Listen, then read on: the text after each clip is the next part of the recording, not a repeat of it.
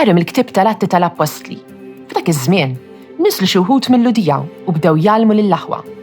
Jekk ma toqgħodux għaċ-ċirkonċiżjoni, skont id-drawwa li ġejja minn Mosè, ma tistgħux issalvaw. Pawlu u Barnaba għamu kontra tagħhom u ħadduha magħhom bis-sieħ. Għalhekk qatawha li Pawlu u Barnaba u xi wħud oħra minnhom jitilgħu Ġerusalemm, ikellmu lill-Apostli u l-Presbiteri fuq din il-kwistjoni. Imbagħad l-Apostli u l-Presbiteri flimkien mal-Knisja kollha derilhom li kellhom jażlu lil xi wħud minnhom u jibgħatuhom Antjokja ma' Pawlu u Barnaba. Dawn kienu Ġuda jgħidulu Barsaba u Sila li kienu minn ta' quddiem fost l-aħwa u bagħtu magħhom din littra. L-Apostli u l-Presbiteri ħudkom lill-aħwa ta' Antjokja, tas-Sirja u taċ-Ċiliċja li ġew mill-ġnus jislim għalikom. Aħna smajna li xi wħud min-nies tagħna mingħajr ebda ordni tagħna ġew ħawdukom u qalbulkom moħħkom bi kliemhom. Għalhekk aħna qbilna l-kol bejnietna u derilna li kellna nażlu lil xi wħud u nibagħtuhom għandkom flimkien mal-eżis tagħna, Barnaba u Pawlu, nies li ddedikaw ħajjithom għall-isem ta' Sidna Ġesu Kristu. Għalhekk batnilkom lil Ġuda u l-Sila biex jgħidulkom bi kliemhom l-istess ħaġa.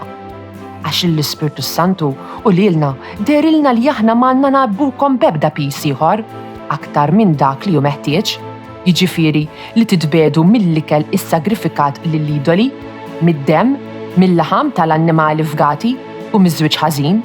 Tagħmlu tajjeb jekk tħarsu rwieħkom minn dawn, saħħa.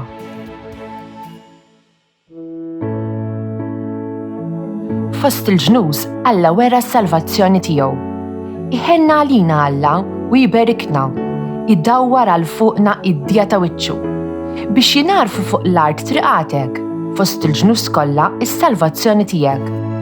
Fost il-ġnus Alla wera is-salvazzjoni tiegħu. Jitennew il-ġnus u jannu bil-ferħ, għax triġi l-popli bis-sewwa u l-ġnus fuq l-art intmexxihom. Fost il-ġnus Alla wera is-salvazzjoni tiegħu. Ifaħruk il-popli u Alla, ifaħruk il-popli kollha. Iberikna Alla u tibża minnu l-art kollha minn tarf għal ieħor. Fost il-ġnus Alla wera is-salvazzjoni tiegħu. Qara mill-ktieb tal-Apokalissi ta' San Ġwann Apostlu. L-anġlu ħadni fl-ispirtu fuq muntanja kbira għolja u rin il-belt il-qaddisa, Ġerusalemm, nieżla mis-sema mingħand Alla, bil-glorja ta' Alla fiha. Tiddi bħal ħaġra mill-aktar prezzjuża, bħal ġaspru jleq daqs il-kristall. Għandha ħajt kbir u għoli, b'12 il-bib fih, u 12 anġlu fil-bibien li fuqhom hemm miktuba ismijiet, l-ismijiet ta' 12 tribu ta' Wlied Iżrael. 3 minn dawn il-bibien jagħtu għan-naħa tal-Vant, 3 għan-naħa tat-Tramuntana, 3 għan-naħa tan-Nofsinhar u 3 għan-naħa tal-Punent. U l-ħajt tal-belt għandu 12 pedament li fuqhom hemm 12 isem ta' 12 apostlu tal-ħaruf. Ebda tempju ma rajt fiha, għax il-mulej hu t-tempju tagħha, Alla li jista' kollox, u l-ħaruf. U l-belt ma teħtieġ la xemx u lanqas qamar biex idawluha, għax biex iddawwala għandha l-glorja ta' Alla u l-mużbieħ tagħha il-ħaruf. Alleluja, alleluja. Jekk xi ħadd iħobbni, jħares kelmti jgħid il-mulej u missieri jħobbu u aħna niġu għandu. Alleluja, alleluja. Qari mill-Evanġelju skont San Ġwann. F'dak iż-żmien, Ġesu qal lid-dixxipli tiegħu: Jekk xi ħadd iħobbni, jħares kelmti u missieri jħobbu u aħna niġu u nagħmlu għandu. Min ma jħobbnix, ma jħaresx kliemi, u l-kelma li qegħdin tisimgħu mhijiex tiegħi imma tal-Missier li bagħatni. Qedtilkom dan meta għadni magħkom, imma d-Difensur, l-Ispirtu Santu, li l-Missier jibgħat f'ismi, jgħallimkom kollox u jfakkarkom dak kollu li qedtilkom. Jiena nħallilkom is-sliem, nagħtikom is-sliem tiegħi, ma nagħtihulkomx kif tagħtih id-dinja. Tħallux qalbkom titħawwad u anqas titbeżza. Smajtu x'għedtilkom, jiena sejjer u nerġa' niġi għandkom. Jekk kontu tħobbuni, kontu tifirħu li sejjer għand il-Missier, għax il-Missier huwa akbar minni. U għedtilkom dan minn issa qabel ma jseħħ, biex meta jseħħ temnu.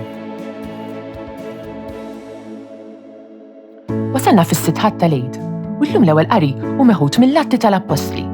L-Atti tal-Apostli u ktib eċitanti ħafna li kellimna dwar l-avventuri tal-Knisja tal-bidu.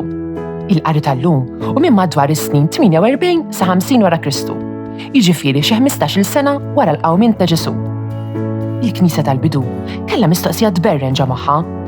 Insara, hemm bżonn jobdu l-liġi ludija? Ġesu kien ludi, il-Messija, il-milja tal-liġi. Dan kien ifisser li n-nies suppost kellhom jimxu mal-liġi ludija. Jew Ġesu kien bidel kollox. L-Apostlu Pawlu kien interessantissimu f'din il-kwistjoni u kien tal-fema li ma kienx hemm bżonn jimxu mal-liġi ludija, imma x'insara oħra tal-bidu kienu qed jippritkaw bil-maqlub. Huma kienu jemnu li d-dixxibli ta' Ġesu kellhom jobdu l-liġi ludija. Il-ħafna liġijiet tal-poplu ludi jinsabu miktuba fit-Testament il-Qadim. Hemm mijiet ta' kmandamenti dwar kollox, minn kif iġġib ruħek, għal kif tipprepara l-ikel, għal kif tilbes, għal relazzjoni ma' Alla. Il-Knisja tal-bidu sammet laqa f'Ġerusalemm fejn iddibattew jekk kellhomx jimxu ma' dawn ir-regoli jew le. Imbagħad kitbu ittra li huma kbatu lill-knejjes kollha. L-ittra tibda hekk. Lill-Ispirtu Santu u lilna derilna. Fil-Vanġelu tal-lum, Ġesu jgħid lid-dixxiepli li se jibgħatilhom l-Ispirtu Santu. L-Ispirtu Santu immexxi lill-Knisja. Il-laqa f'Ġerusalemm ma kienx biss diskursata bejn 4 min-nies, imma Alla nnifsu li kien qed imexxi l-Knisja. Il-Konċilju iddeċida li l-insara kellhom biss jimxu ma' ftit regoli mill-liġi ludija, bħalli ma jiklux laħam is-sagrifikat lill-idoli u ma jagħmlux żwiġijiet kontra l-liġi. Sallum għadu jkollna sinodi jew laqat bħal dawn, il-Knisja iħajja u tiżviluppa, mhix sempliċement grupp ta' nies, il-ġisem ta' Kristu li qed ifittex kif jifhmu dejjem aħjar. Il-liturġija, is-sagramenti, is-saċerdozju u l-kredu mhumiex xi ħwejjeġ li vvintaw in-nies għax derilhom li kienu sbieħ, ma jnataw lilna minn Alla permezz tal-Ispirtu Santu. L-istess kif illum ukoll ikompli jigwidana. This Maltese translation was produced in collaboration with the Church in Gozo. Don't forget to like, subscribe, and support this channel on Patreon using the link in the description. Thanks for watching!